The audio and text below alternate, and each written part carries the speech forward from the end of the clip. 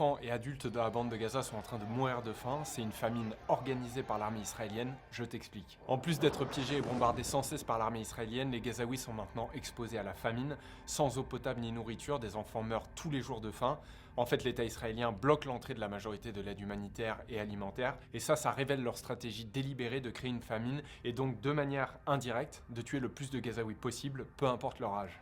Sur place, évidemment, beaucoup d'habitants parlent de la pire crise de leur existence. Des familles entières tentent de survivre avec une poignée de lentilles et de l'eau salée ou sucrée. Même ceux qui reçoivent de l'argent de proches depuis l'étranger ne peuvent plus acheter de quoi manger parce qu'il n'y a plus rien. Et les prix des produits alimentaires ont explosé et ne font qu'augmenter. Ce qui est ignoble dans cette situation et ce dont les gens ne se rendent pas forcément compte, c'est que parmi les dizaines de milliers d'enfants qui vont souffrir de malnutrition aiguë sévère, la forme la plus grave de malnutrition, certains en garderont des séquelles à vie, même s'ils n'en meurent pas. Le cerveau ne peut pas se développer normalement, ils pourront donc avoir des retards de développement intellectuel, de mémoire et du langage. Et tout ça, c'est sans parler du stress énorme que vont subir leurs organes vitaux, qui vont devoir lutter pour que l'enfant survive. C'est comme quand on parle des dizaines de milliers d'enfants blessés, ça veut dire quoi concrètement? Certains sont amputés, d'autres ont des séquelles de brûlures et des membres atrophiés, et donc seront en situation de handicap toute leur vie. Tous, absolument tous, souffrent de stress post-traumatique et beaucoup d'entre eux ne s'en relèveront peut-être jamais. Pour ceux qui ont eu la chance d'être évacués alors que leurs frères et sœurs sont toujours dans l'enclave,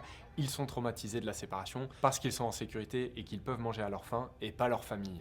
La réalité de ce qui se passe à Gaza, c'est que l'armée israélienne a massacré une génération entière d'enfants, les plus petits et les plus fragiles d'entre nous. Donc évidemment qu'on va pas se taire sur cette famine organisée et ce génocide. Tous les responsables et leurs complices devront être traînés devant des tribunaux pour les atrocités qu'ils ont commises. Il faut savoir aussi que l'ONU accuse maintenant l'armée israélienne d'avoir tué depuis fin mai plus de 1000 personnes à Gaza, alors qu'elle tentait simplement de se procurer de la nourriture pour leur famille.